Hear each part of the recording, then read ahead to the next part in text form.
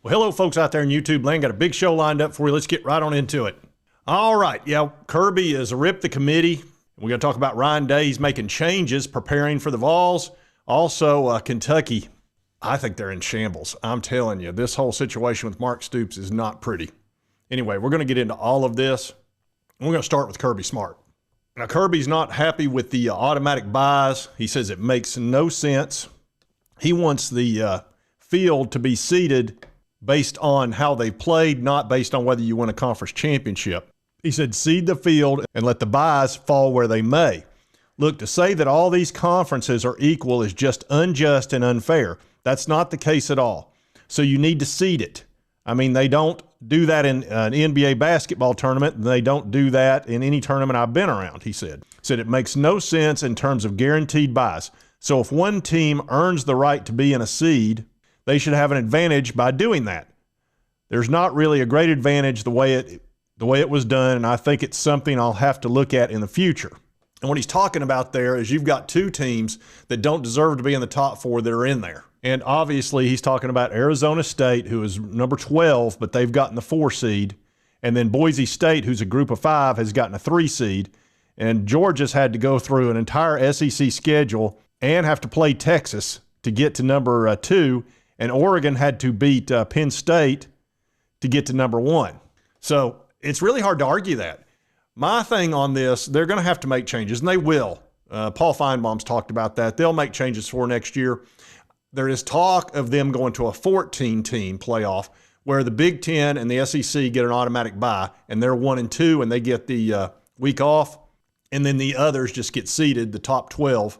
After that, that adds 2 more teams, obviously, and then the 2 would play the 6, and you're down to 8, which does make sense numerically. Or they could go to 16, where they simply play the conference championships, stick with the seeding, but just make the conference champions 1, 2, 3, and 4 if they win their conference championship. Because obviously they're trying to keep that game as an important aspect of college football. They want the SEC championship to mean a lot because it makes a lot of money. Woo! Woo! Ow! Love that money. But look, Georgia, by playing in that championship game, they lost Carson Beck. It appears that he's going to be out for the rest of the season. It says here on Sports Illustrated, according to Pete Nakos, that he tore his UCL in his right elbow during Saturday's game. He actually had an MRI on it Sunday. It says they don't know what this injury means for Beck's return timeline. It says it sounds like he's probably not going to be able to return for the rest of the season with a torn UCL. Now, that's not 100% confirmed, number one. Number two, he's going to go for a second opinion on this as well. I'm sure he's going to do everything he can, but it's just not enough time to recover from something like that, I would think. Again, I'll keep you updated on it. More information will come out over time. But if you saw that injury, it worried me as soon as I saw it. And it's one of those stupid plays. Here's the thing that I don't like about the Hail Marys. You got to do them. But think how long it takes to run a 40-yard dash or a 50-yard dash for the Georgia Bulldogs wide receivers. Okay, that's 4, 5, 6 seconds, right? Let's say you run a 40 in 4.4 seconds. You're really fast. Okay, that's a long time to keep defenders from getting to your quarterback. So you're having to defend not only against the edge rushers, but they all know you're going to pass. So, he swings out, and here comes a guy and catches his arm, which is the worst thing you can do to a quarterback's arm, is to catch him right as he's throwing, because everything is torqued. And then you stop that, and it's real easy to tear something. That's one of the, Hail Marys are dangerous, man. I've seen quarterbacks go out like that. I believe, didn't we lose a Tennessee quarterback that way many years ago? Seems like Butch Jones was head coach then. Y'all help me with that, any Tennessee fans out there. Didn't we lose a quarterback for a while over that? Anyway, he's not look, no SEC teams are happy. I'll just go ahead and tell you, they're just not. They know they're getting kind of creaked with this playoff, the way it's set up. They don't like it. Alabama's mad, obviously. And it's because of strength of schedule. If you play in the SEC, you got a lot tougher schedule than you do. At least in the Big Ten, you are playing some really good teams at the top. Now, granted, your schedule the rest of the year is pretty easy. And then if you're the Big 12 or the ACC, it's just, there's no way to compare it. There isn't. It's just not the same. So they're going to have to make some changes. Otherwise, the SEC is going to really get hot. look, the SEC and the ESPN, they have a lot of control, and if they're not happy with something, there are going to be changes. You can just count on it. Hey, Spike, how about we chase cars, huh? Does that sound like fun?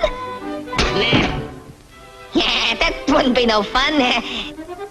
So that's the Kirby Smart situation. Carson Beck, obviously, I don't know about. And then they got their punter who'd hurt his knee. These extra games hurt. They just do. Now, granted, you get a bye moving forward if you win, but if you lose, it's a lot of risk to play that extra game. Now let's talk about Ryan Day. Man, I tell you what, I've really been kind of shocked over the last year or two of how much negativity towards Ryan Day there is. It's almost shocking, and I really thought it was very unfair. But I have to admit, the loss to Michigan was brutal. It's got to be America's team. I mean, it just really was, and it's upset the fan base. It was already upset with him, and I've shown you many examples of that. Fire Ryan Day. It's the worst moment of my life. You got to fire Ryan Day. I'll never recover from this. Fire Ryan Day yesterday. Yeah, I mean, you go into X under Ryan Day, and it's not pretty. But he is going to be making changes for this game coming up. And Kirk Herbstreit, who's Mr. Ohio State, he said this.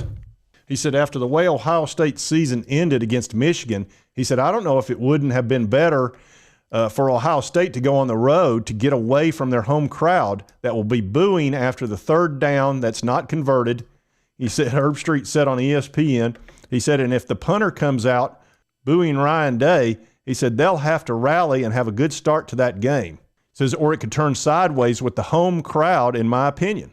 So while I wish that were true, that they were at Tennessee playing in Neyland, you know, it sounds like Ohio State needs to have a good start to get the crowd really rolling, which I think they're going to be fine. I think that crowd will be okay. But if they were to get down like 10 or 14 points or something like that, it could get a little negative because these Ohio State fans are tired of excuses. They just really are. They've got the most talented team in the country based on, you know, rankings and how much money they're spending, $20 million a year. Now, I think Texas is probably spending that amount of money as well. And I think Georgia's got a very similar roster. But Ohio State fans, you know, ever since they had Urban Meyer, they got used to winning big. And they're not liking this coming up short every year. And they're certainly not liking losing to Michigan, which is, again, the first few years, I think you could kind of lean towards saying that was Connor Stallions. The sign stealer guy. But this last year, the excuses have kind of run out. So it's time to win for them. Hopefully that doesn't happen to my Vols, but that should be a great matchup. Man, I think that's a terrific game that's coming. And one thing that Ryan Day is changing, and I think this is kind of a significant change as far as practice is concerned. And here a fellow on X says, Chase Brown said, Ryan Day said Ohio State will practice outside this week and next week to prepare itself for the elements during the college football playoff matchup against Tennessee. Here's the forecast in Columbus almost 2 weeks out from the game. So it shows Saturday during the day, 38 degrees, sunshine and clouds mixed, winds 10 to 15. And then at night, 26 degrees, winds 5 to 10 miles per hour, a 10% chance of precipitation. So it'll be colder at night, but you will have less wind. If you've ever followed the weather, you know at night the wind kind of tampers down. As a golfer, I know a lot about that.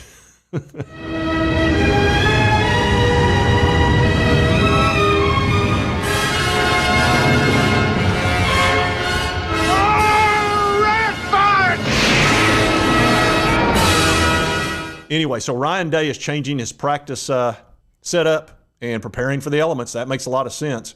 Tennessee has already played in very similar elements. They played at Vandy. It was like 30 degrees. So if it's 26 degrees, light wind, and very small chance of precipitation, I don't think it shouldn't affect either team that much, but things can change in 2 weeks. You could also have a snowstorm that pops up. So it should be a pretty interesting game. So that's what's going on with Ryan Day and Ohio State. Now we got to talk about Mark Stoops. Things in Kentucky are not good. And this is a story in Wildcat Blue Nation. So these are folks that, you know, they know what they're talking about. It says Wildcats culture collapse, ? Ex-players blast Kentucky's football downward spiral under Mark Stoops. Now, if you kept up with Kentucky, they're having a ton of players transfer out. Some of their very best players, Dane Key, Marion Brown, their speedsters, they're skill players are leaving. That is not good. talks about how Kentucky's offense ranked near the bottom of the SEC in production. It's failed to establish any rhythm outside of 1 year under Liam Cohen. I remember that. And they tried to hire him back, and then he took off again. Here's another, it's a blue chip recruit from the class of 22 to leave Kentucky. That's a linebacker, Tyrese Fearbry. Another guy said, fire up the cotton candy machine, bring out the three-legged goat, and fry up the funnel cakes because this is an absolute circus. So this is what happens when you have 0 leaders and an opposing team that would rather die than lose. Another guy said, we once got in trouble for sitting on a heated bench too much, so they took them away and didn't let us wear any sleeves for the remainder of the season. Here it shows Gerald Mincy. He's getting himself a pretzel mid-game. Yeah. About getting back to where the culture was. What do you think needs to be fixed on that end? Probably a lot more leadership, man. A lot more leadership, man. Holding guys accountable for things. A lot more discipline from all the guys. I feel like that's what's going to help us take the next step process. When you say more leadership, are you talking about player leadership? Or? I mean, it could be all around, whether that's player, coaches, whatever it is. At the end of the day, we're still a team. I don't want to point at, just one person or one specific group, you know what I'm saying? So here's somebody that came on X, said 12 minutes left to play, 12 home fans in attendance. Mark Stoops' 12th year.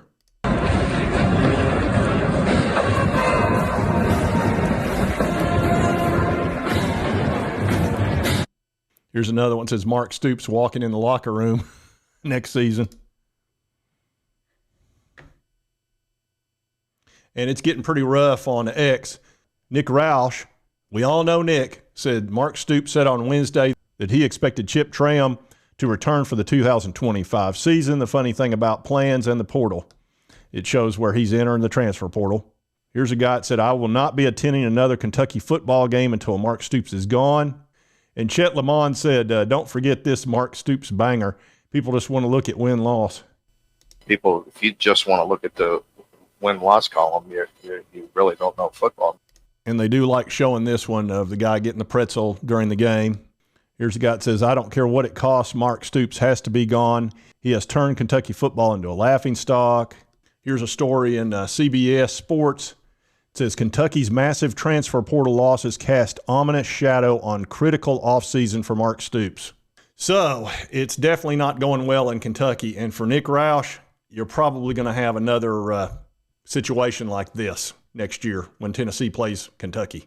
Can we just beat this team? I know that Mark Stoops has done a lot of good things. This is his one really bad thing. The stupid stat about beating teams with a winning record and taking the next step and blah, blah. Just freaking beat Tennessee. Please, can we just stop losing to this stupid team with their stupid orange colors, and their stupid song, and their woo, get their woo on out of here. Yeah. Now you folks know I'm not going to cover Kentucky and not give you that little goodie. Anyway, so that's what's going on. I wanted to give you an update on all that good stuff. The playoff, I'm very excited about it. 12 teams is made. Think how many teams are now fired up, how many fan bases, tens of millions of more people are excited about it. They need to fix it. It's the first year. There's some real screw-ups in it. Got to do something about how this bye system's set up. And I'm not sure they shouldn't expand it to the 14 or to the 16. Never more than 16. I think if it got past that, you turn it into, people wouldn't care about the regular season enough, but they do need to do something about the buys being automatic and maybe expanding it a little bit. Anyway, if you like this content, be sure to hit that like button. Let's be able to continue to cover all these big college sports stories. If you've not subscribed, boom, boom, boom, hit this little button right here. It won't cost you a dime, help you get my videos. And right over here is the most recent video YouTube thinks you'll enjoy. We'll see you next time on Sports Talk Jay.